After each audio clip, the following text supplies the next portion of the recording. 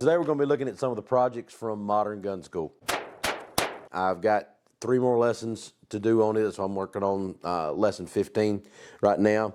I got 16 and 17 left, and the test for 17 kind of covers everything. Once I get through with that, I'll tell you a little bit more about the testing portion of that and how the book and everything went. I got projects 3 through 7 here. I've already did the video on 1 and 2, and you can go back and take a look at those.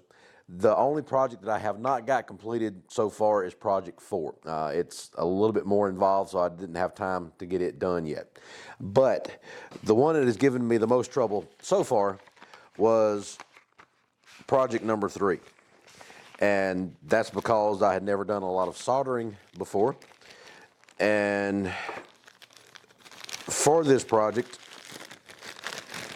they send you 2 pieces of metal, and you have to solder them together. They send you the solder. You have to have either a torch or soldering iron or something to be able to melt the solder and get the metal hot enough. The 2 pieces of metal start out half the size of this piece here, and then you have to cut a 45-degree angle on the ends of the metal and then solder the joint together and get it to where there's no pits or dips or anything like that in the metal. So this is the pieces I've got here. So you cut the 2 45-degree angles and then solder them together. And I think it turned out pretty well for not being done a lot of soldering before. But that was what was giving me the most trouble. And if you've never done a lot of soldering, the key to getting the stuff to actually melt and attach to the metal is getting the metal extremely clean.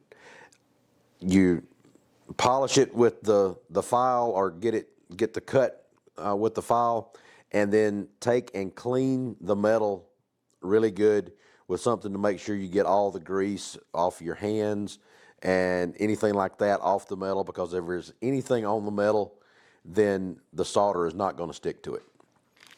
So that's the thing with that one. And then once you get the piece put together, they want you to make a pattern of it, so that this would be like if you have to solder a couple of pieces, broken pieces of a gun together, and then you make a pattern of it so you can make another piece. That's what you're doing in this lesson. So that's project number 3. Project 4 is the one that I have not got completed yet, and what you're doing on it is you're trying to make a hand tool. You're supposed to make something either to take down a GP100 from Ruger or the Ruger Security 6. So you wind up making one of these 2 tools right here, and they send you the piece of metal that you're using for the tool itself. You provide the handle, so you can either do something really nice and turn it on a lathe, which is what I'm going to wind up doing. Since I've got the lathe and a lot of wood out in the shop, I wind up doing that for the handle on it, and then you send that in to them. Now, project 5, you are taking another one of these little pieces of metal, and you have to take and make sure that this edge is 90 degrees to each one of the face edges. And then they send you a stone to be able to use to polish this edge. So you polish that down flat, and then on one side you have to cut a 45-degree bevel on one edge, 1 to 1.5 millimeters, or 0.04 to 0.06 inches. So it's a very small bevel, but it needs to be consistent as far as the width going down, and at a nice 45, and everything good and smooth. The other side, on that long edge, they want you to do a radius. So you're just taking the stone and rolling the edge of the material as you're going down through there. And again, it needs to be a consistent arc as you're going down the piece of metal, and then you just send that back in, and that's project 5. That one wasn't bad. Just getting the metal cut down was the hardest part of that one.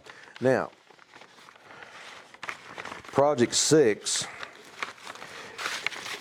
is they send you a piece of metal that's supposed to represent a barrel. And I'm not going to take this out of the bag because I don't want it to get any of the oil off my hands or anything on it and cause it to rust again.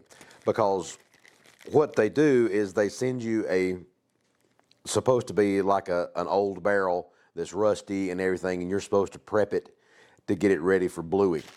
And they send you 3 different grits of emery cloth and then the piece of steel that's supposed to represent the barrel.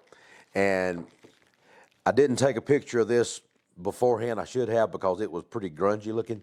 But if this bag gives you any indication, the rust that you can see in the bottom, that's just a minor portion of what was on this barrel piece.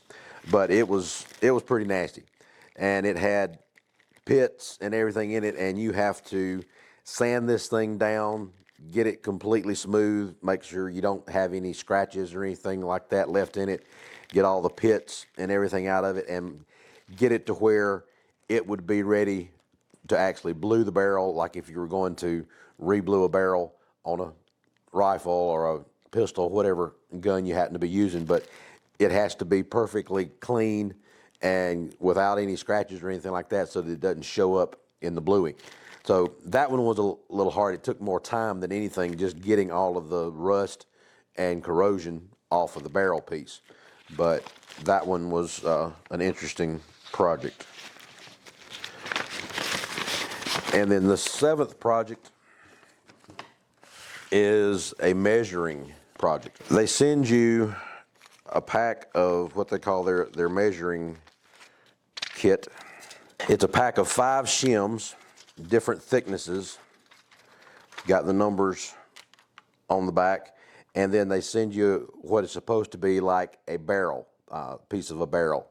And they also send you the caliper to be able to take all the measurements. So what you do in this, make sure your caliper is zeroed, and there's the 0 lines are on there. Make sure those are lined up, and there's a tool that comes with it. If it's not, then you have to adjust it to make sure that it's set up properly. And then you're measuring the thickness of this material. So you're just taking the measurement there, seeing what the thickness comes out, and this is very thin, 1/1000th of an inch. So it's very thin. It's about like aluminum foil. And then you've got thicker ones here. This is more like just a piece of sheet metal, and then a thinner gauge sheet metal, another thin one, and then a little bit thicker than the other one, but it's still kind of wobbly material. But you got all 5 of those. You take your measurements, the thickness of those, you write that down on the sheet, and then you take a measurement of the outside diameter of the barrel piece, and then you also need the inside diameter of the barrel. They send you the digital caliper, and so you just turn it on, then you can zero it out, make sure everything's good before you start using it. But this one, you can use this one to do the inside diameter of the barrel, as opposed to trying to do it with that. There's not a real good way to do it with that one. That's the 7th project, just doing an accurate measurement of all these different shims that you might wind up needing to shim out a part on a gun, or like if you're going to have to shim a butt stock or something like that, you need to know how to measure that to get your thicknesses and everything. A couple other things that they send you as far as tools go, along with these projects to help you do the projects, and then just to have some beginner tools for the gunsmithing. I showed you the caliper and the micrometer. They also send you a trigger pull scale so you can measure the trigger pull on the different guns, and that's handy to be able to show somebody how hard or how heavy of a trigger pull, and you can measure if you make a change on the trigger or not. And then a bore light. If you're getting into cleaning guns, then a bore light is really good to have so that you can look up in the barrel and make sure you've got everything out of there that needs to come out. And then this little clamp here, not exactly sure how this one would be used. It's an interesting little clamp. It's got a piece there where you can hold something, and then a longer arm that's adjustable so you could do it at different angles. Maybe that'll be in one of the lessons that I haven't got through yet. And then they also send a cleaning kit, and then they sent nice black apron. It's the heavy canvas material, so it's a really nice apron to be able to use that to keep your clothes from getting so nasty if you're cleaning guns, stuff like that. So that's some of the projects that you'll be doing if you decide to sign up for Modern Gun School.